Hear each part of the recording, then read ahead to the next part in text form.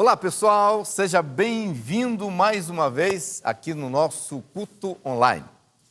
Hoje eu tenho o privilégio de compartilhar com você a palavra de Deus e eu quero começar te convidando para a gente ler um texto que está no livro de Tiago, na carta que Tiago escreveu, no primeiro capítulo, a partir do verso 2. Diz assim a palavra de Deus: Meus irmãos, considerem motivo de grande alegria sempre que passarem por qualquer tipo de provação.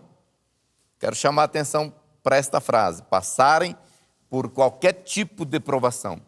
Pois sabem que, quando sua fé é provada, a perseverança tem a oportunidade de crescer. E é necessário que ela cresça, pois quando estiver plenamente desenvolvida, vocês serão maduros e completos, sem que nada lhes falte. Tiago escreveu isso inspirado pelo Espírito Santo. Certamente, ele está querendo nos dar uma mensagem, uma orientação de Deus para a nossa vida, quando o assunto é passar por tribulação e crise. Por isso, hoje eu quero conversar com você neste tema: crise, inimiga ou aliada? Na verdade, quase sempre as pessoas, depois de uma crise, depois de um problema, é interessante, porque quando você para pensar, você vai ver que pessoas que passaram pelo mesmo problema, pela mesma crise, saem diferentes. Uns saem mais fortalecidos, outros saem mais derrotados. Uns mais fortes, outros mais fracos. Uns mais vitoriosos, outros mais derrotados. Uns melhores e outros piores. Agora, que todos vamos passar por crise, por dificuldade, isso é um fato, né? A questão é como que estaremos depois da crise. Foi Jesus que disse assim: no mundo vocês vão passar por tribulações, mas tende bom ânimo, eu venci o mundo. Por isso eu quero hoje falar com você como nós podemos tirar vantagens da crise. Eu quero falar de algumas atitudes que nós podemos ter que podem transformar a crise em uma forte aliada. Por isso, preste muita atenção, porque essas dicas que eu vou compartilhar com você, elas estão baseadas na inteligência bíblica, não é ideia de homem. São orientações bíblicas. Então, se você praticar isso, eu posso te garantir que, ao passar pela crise, você vai chegar do outro lado mais forte, vai chegar do outro lado mais maduro, mais transformado, mais apaixonado por Deus, com certeza, mais forte na sua fé, mais convicto nos seus valores, mais confiante, mais determinado, mais experiente e, o melhor de tudo, com certeza, mais alinhado com o propósito de Deus para a sua vida. Por isso, eu quero compartilhar o primeiro ponto que pode transformar a crise realmente numa grande aliada. E o primeiro ponto é: creia que Deus é bom. Isso mesmo, você não ouviu errado. Creia que Deus é bom. Você fala: pastor, mas isso é simplista demais, isso é muito simples, é um princípio muito elementar. É verdade, muitas vezes nossos principais problemas é que nós deixamos de lado o óbvio. Agora, eu sei que algumas pessoas, na hora da crise, elas têm a tendência e elas têm muita dificuldade de acreditar que, apesar de tudo que elas estão passando, Deus é bom. É incrível como a gente conversa com muitas pessoas que realmente não acreditam, quando estão passando na crise, no que está escrito, por exemplo, no Salmo 119, verso 68, parte A, diz assim: Tu és bom e o que fazes é bom. Isso é uma declaração bíblica. Numa outra tradução diz assim: Tu és bom e fazes somente o bem. Que coisa extraordinária.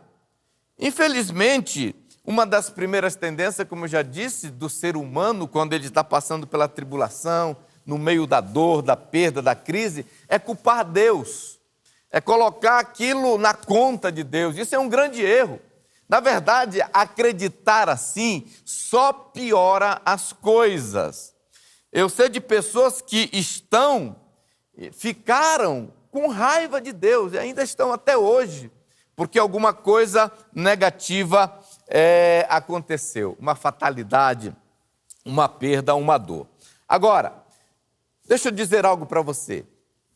Não existe um melhor pilar que vai te dar sustentação na hora da crise do que acreditar que Deus é bom em todo o tempo. Porque a melhor maneira de enxergar as circunstâncias da vida é por essa ótica de que Deus é bom e tudo o que Ele faz é bom. Deixa eu te falar, é um fato, preste atenção nisso aqui. Existe uma força, um poder interior que nos invade quando nos movemos a partir desta verdade. É incrível que quando você acredita, isso te renova, isso enche seu coração de força para você continuar lutando. Agora, se você começa a acreditar que Deus ele está falhando, Deus está errando, Deus não é bom, olha o que Ele está permitindo acontecer, isso gera em você menos força, mais desânimo para enfrentar o problema. Presta atenção numa coisa muito importante. Quando a gente toma uma decisão de acreditar que Deus é bom, nós encontramos mais força, mais graça, mais inspiração, mais ousadia para nós enfrentarmos a crise e o dia mau.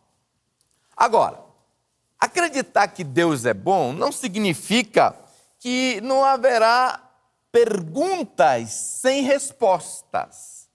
Na verdade, eu pelo menos admito, eu tenho muitas perguntas sem respostas. Agora, eu estou muito seguro que quando eu chegar lá no céu, eu vou conversar com Jesus e Ele vai me esclarecer muita coisa. Talvez quando eu chegar lá, algumas coisas já vão ficar claras antes mesmo de eu conversar com Jesus.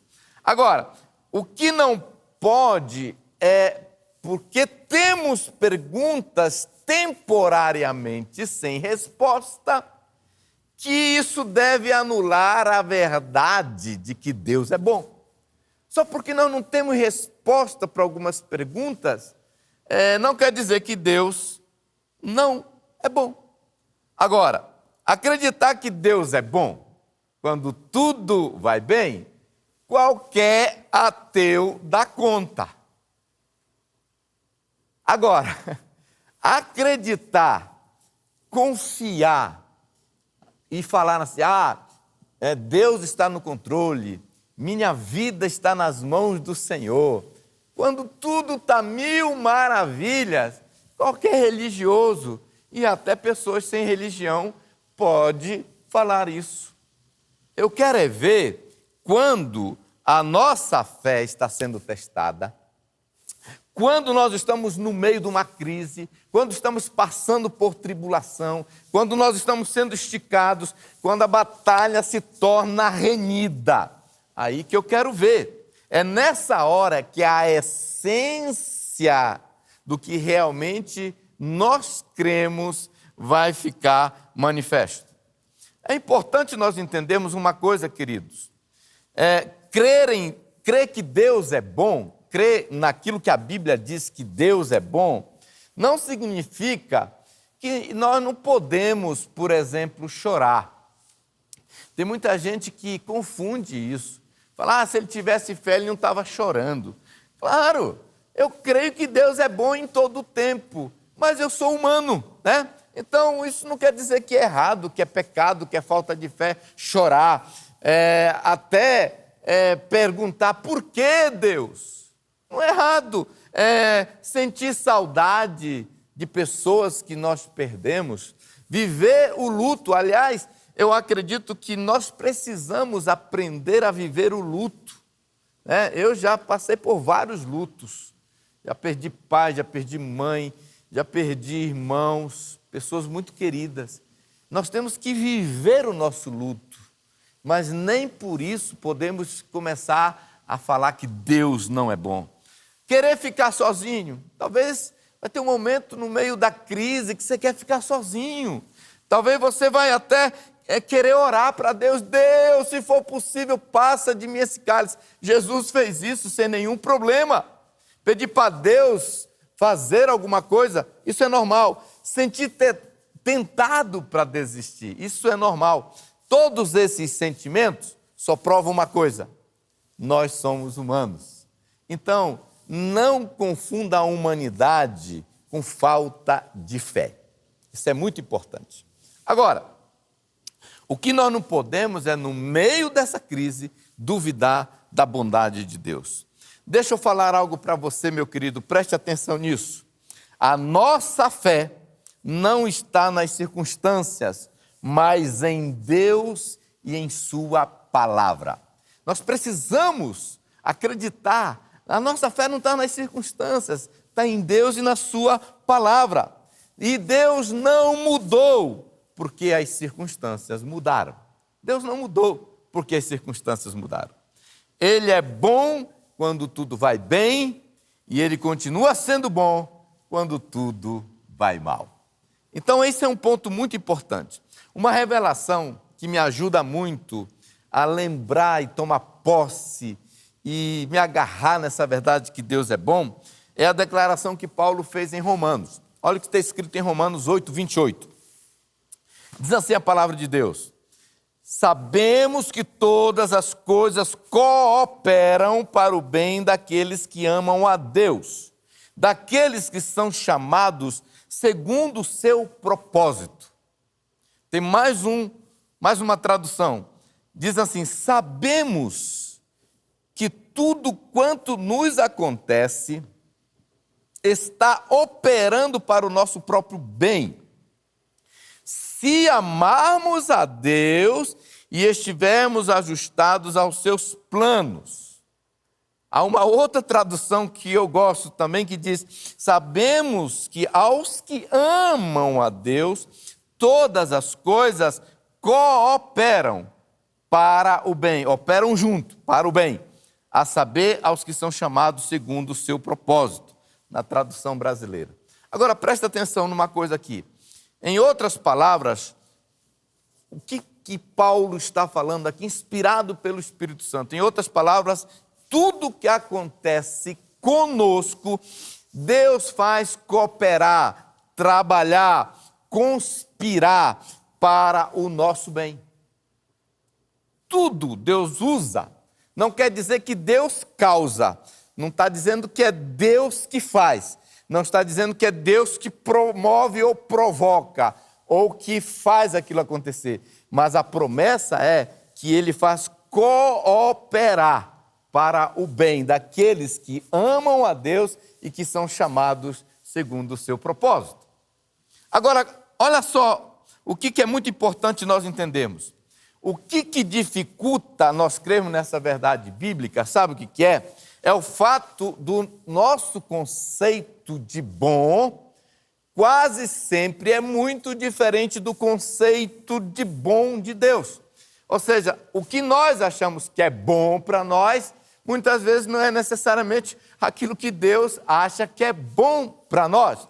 Então, o nosso conceito de bom quase nunca é o mesmo conceito que Deus tem para nós, de bom. Então, essa é a razão, porque muitas vezes o nosso propósito pessoal, ele não está alinhado com o propósito de Deus para a nossa vida. E aí o que acontece? Existe esse conflito. Ou seja, o que é bom para nós, na nossa ótica, na nossa visão, no nosso ponto de vista, não é necessariamente o que é o bom de Deus para nós, e vice-versa. Agora, eu quero chamar a atenção para nós pensarmos aqui no exemplo que vai nos ajudar a entender José do Egito. Por exemplo, José do Egito, eu acredito que ele acreditava muito nessas duas verdades, que Deus é bom o tempo todo e que todas as coisas cooperam para o bem daqueles que amam a Deus e que são chamados segundo o seu propósito. Pensa aqui comigo. José do Egito, ele foi vendido pelos seus irmãos, ele foi jogado numa cova, ele foi num poço, ele foi vendido como escravo, ele foi jogado numa prisão, várias tribulações, circunstâncias difíceis, crise, dor, rejeição, desprezo, humilhação, esse rapaz passou. Agora eu te pergunto, responde para mim, isso foi bom ou foi ruim para ele? Isso era bom ou isso era mal? Foi bom ele ter sido lançado na prisão? Foi bom ele ter sido vendido pelos irmãos? Eu te pergunto, foi ou não foi? Foi bom ele ser escravo? Foi bom ele ser esquecido pelo copeiro? Isso foi bom? Se fosse você que estivesse no lugar do José do Egito, você ia falar, poxa, só está me acontecendo coisa boa? Claro que não, porque durante o processo, nessas crises, nesse momento, a gente não consegue muitas vezes enxergar, mas o fato é que todas aquelas coisas que estavam acontecendo na vida dele estavam cooperando para um bem, né? Agora, qual é o critério que nós podemos usar? Se você soubesse qual era o propósito de Deus para José do Egito, você estaria torcendo. Uau, está acontecendo uma coisa boa, porque ele está indo na direção de um propósito. Aquilo está cooperando e levando e aproximando o José cada vez mais do seu propósito, ou do propósito que Deus tem para a vida dele. Agora, note uma coisa, que isso aí coopera para aqueles que são chamados segundo o seu propósito. Aqui está uma grande verdade bíblica que nós precisamos aprender. Qual o propósito? Propósito de Deus. Por isso que em Gênesis, no capítulo 50, José do Egito pôde falar para os seus irmãos, quando ele se revela, quando ele se manifesta, depois que eles já tinham encontrado várias vezes com ele se revela para eles como sendo realmente o irmão deles, e eles ficam assustados. No verso 19 do capítulo 50 diz assim, José, porém, respondeu, não tenham medo de mim, por acaso sou Deus para castigá-los? E no verso 20 ele diz o seguinte, vocês pretendiam me fazer o mal, mas Deus planejou tudo para o bem. Colocou-me neste cargo para que eu pudesse salvar a vida de muitos. Então, o grande problema aqui é que nós avaliamos as circunstâncias, o que acontece a partir do nosso propósito e não do propósito de Deus. Outro exemplo, eu quero falar com você sobre Jonas.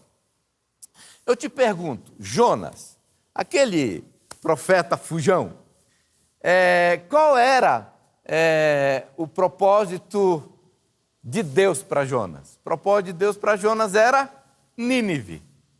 E qual era o propósito pessoal de Jonas? Tarsis. Então, você começa a perceber que quando nós não estamos alinhados com o propósito de Deus, é difícil a gente entender que aquilo é bom. Por exemplo, foi bom para Jonas ser descoberto lá no porão do navio? Estava dormindo, tranquilo. De repente, chegam uns caras lá, achamos o cara, está aqui escondido. Será que o Jonas ia falar, opa, hoje é o meu dia de sorte, só está acontecendo coisa boa comigo? É claro que não. Jonas não gostou daquilo. Será que foi bom ou foi ruim para Jonas ser lançado no mar? Foi bom ou foi ruim? Eu pergunto, foi bom ou foi ruim para Jonas ser engolido por aquele peixe grande? A resposta vai ser sempre essa. Depende pelo qual prisma, pela qual ótica você está analisando as circunstâncias que estão acontecendo na vida de Jonas. Tudo que estava acontecendo na vida de Jonas poderia, para Jonas, ser lido, ser interpretado como uma coisa ruim. Mas do ponto de vista do propósito de Deus, aquilo que estava acontecendo com Jonas era muito bom. Por quê? Porque estava cooperando para o propósito de Deus na vida de Jonas. Agora, isso aqui é muito importante. Quando nós enxergamos os problemas, e essa é uma tendência que nós temos, tudo pela lente dos nossos planos, dos nossos propósitos pessoais, aí então a gente começa a falar, isso aqui é difícil, isso aqui é um problema. Agora, se você é uma pessoa que ama a Deus, está alinhado com o propósito de Deus, é isso que você acredita, que Deus é bom e que no final Ele vai cooperar todas as coisas para o seu bem, para cumprir o propósito que Ele tem para a sua vida, então essas coisas começam a se tornar aliadas, as circunstâncias, né? As crises começam a se tornar aliadas. Por isso que Tiago começou dizendo, tenho motivo de grande alegria ao passarem por várias tribulações e provações, porque isso vai cooperar para o seu bem. Agora, se você acredita que Deus é bom e que o bom de Deus é o melhor do que o seu bom, aí então isso vai te dar força para você enfrentar qualquer crise, qualquer problema, qualquer dia mal que vier sobre a sua vida. E a segunda coisa, segunda atitude que pode transformar a crise em aliada é aprenda a ser resiliente. Seja resiliente. Deixa eu te falar, nós precisamos acreditar no poder da resiliência. Deixa eu falar um pouquinho sobre, talvez você não ainda compreende exatamente o significado dessa palavra, mas resiliência é um conceito emprestado da física que significa o seguinte: a capacidade do indivíduo em lidar com situações adversas, superar pressões, obstáculos e problemas e reagir positivamente a eles sem entrar em conflito psicológico ou emocional. Ou seja, ser resiliente é adotar uma atitude que você não vai retroceder, que você vai permanecer firme, inabalável, resistente em toda e qualquer situação, sem se render, né? Se render nunca, retroceder jamais. Então, é a capacidade de se reinventar.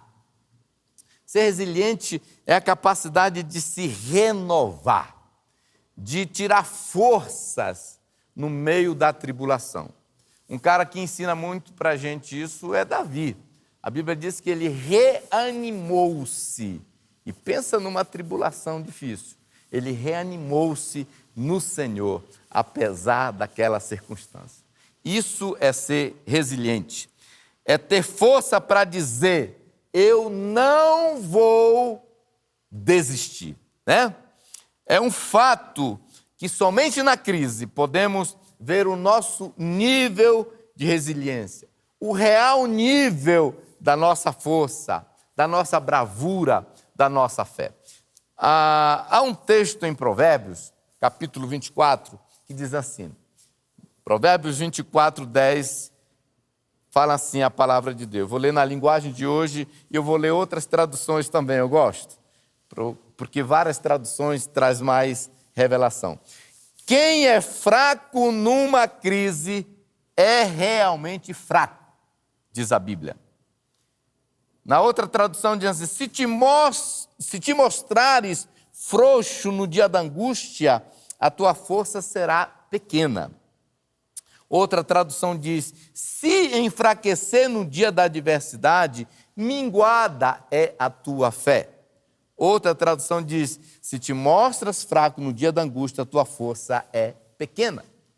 Agora, você fala: pastor, mas eu admito mesmo, eu sou fraco, realmente qualquer probleminha já me põe para baixo.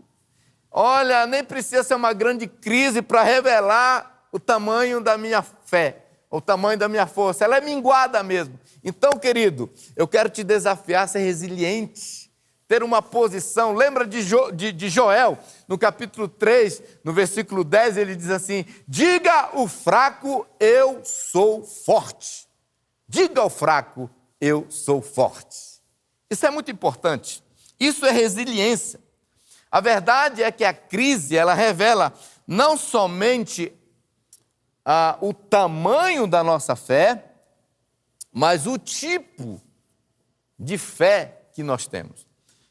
Deixa eu te falar isso. Fé não é só uma questão de tamanho.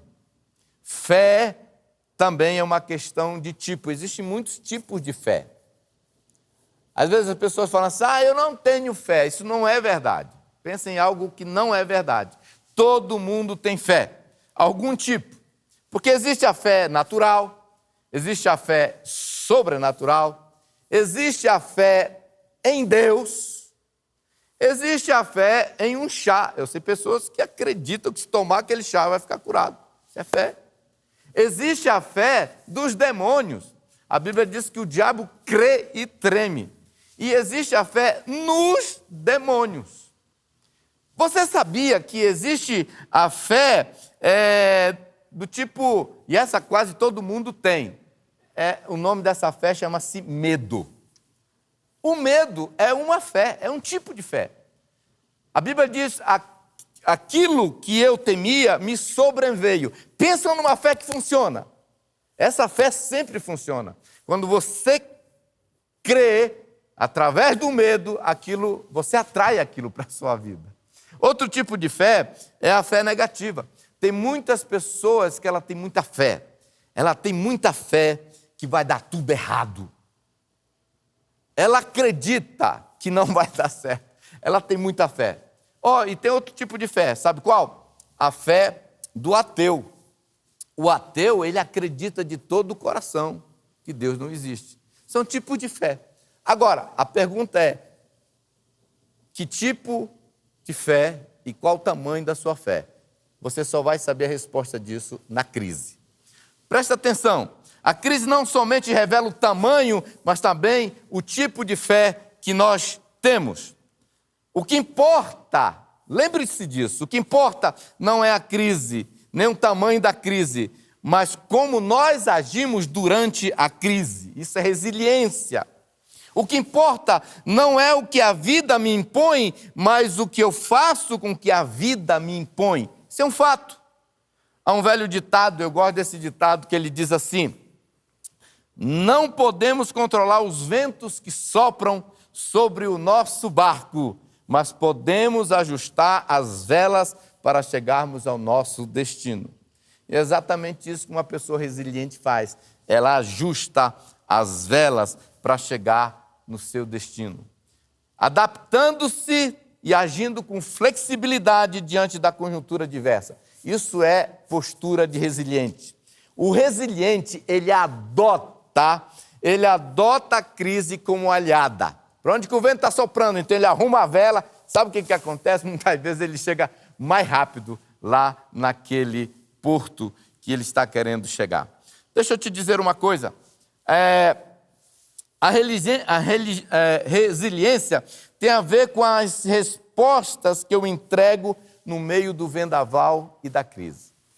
Tudo isso que eu estou compartilhando com você, eu poderia te contar várias histórias que eu tenho passado na minha vida pessoal, minha família, de amigos que eu conheço, que passaram por tempos difíceis.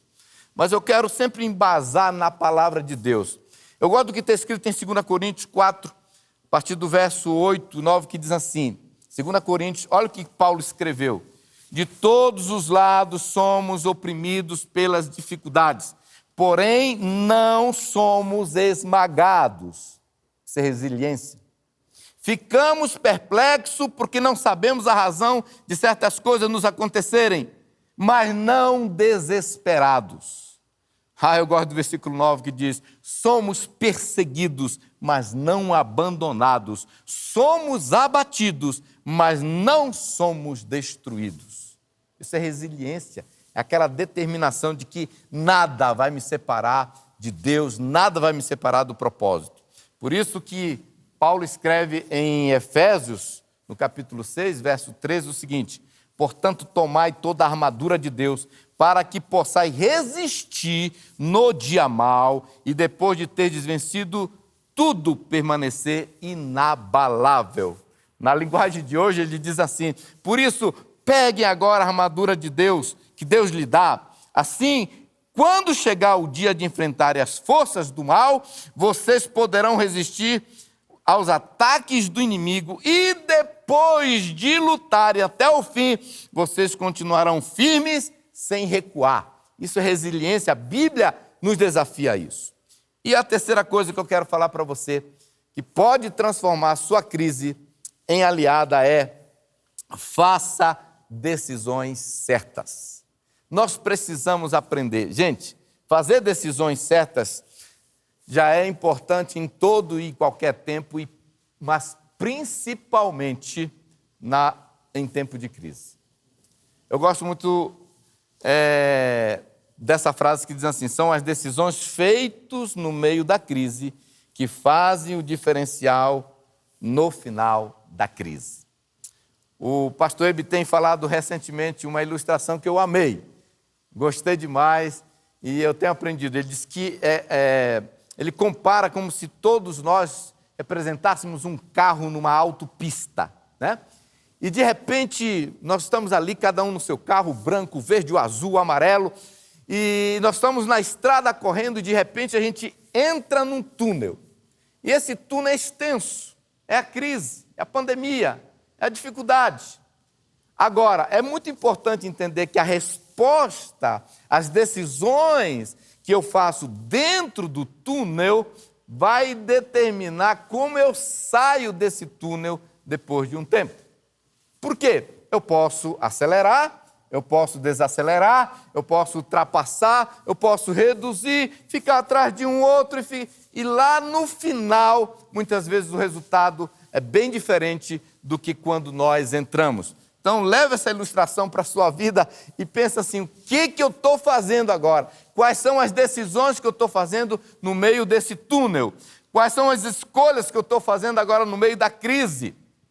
Uma coisa que eu tenho aprendido é que as nossas decisões são feitas a partir de como nós enxergamos as circunstâncias. O que tem acontecido muitas vezes é que nós temos perdido oportunidades maravilhosas, como, por exemplo, uma oportunidade que eu estou enxergando é assim: eu nunca tive tanto tempo economizado no trânsito e em algumas outras atividades que eu tinha antes, como eu tenho agora.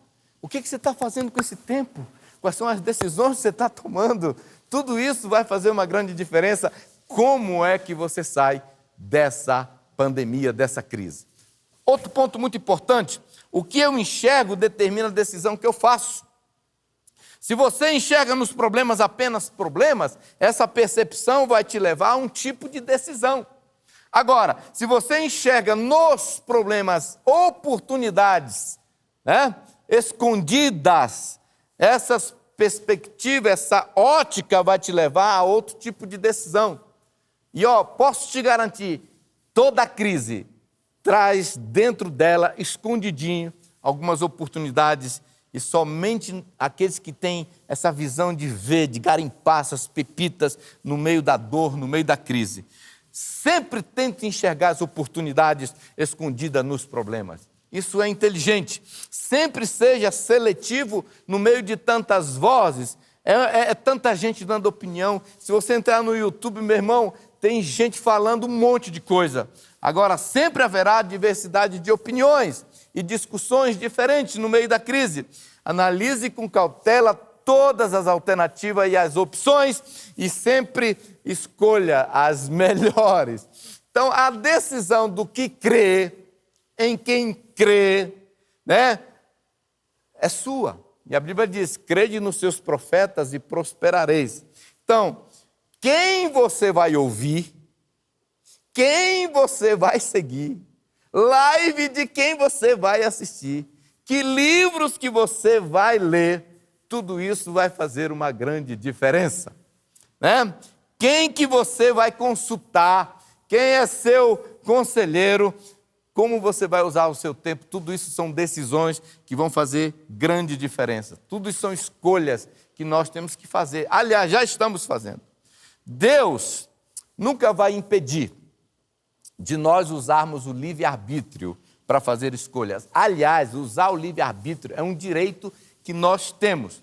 Agora, é muito importante lembrar de uma coisa: mesmo sendo livres para escolher a decisão, não podemos escolher os resultados das nossas decisões. Você pode escolher, você é livre para escolher colocar o dedo no fogo. Agora, você não tem liberdade e o direito de escolher não se queimar. É um fato isso. Se escolhemos o fogo, nós escolhemos de tabela a queimadura. Então, nós não podemos escolher o resultado da nossa escolha. Você só tem o direito de escolher a escolha. Você só tem o direito de fazer a escolha. Então, é muito importante nós lembrarmos disso, especialmente quando as regras estão muito claras. Gente, uma estrada, ela sempre te leva para um destino.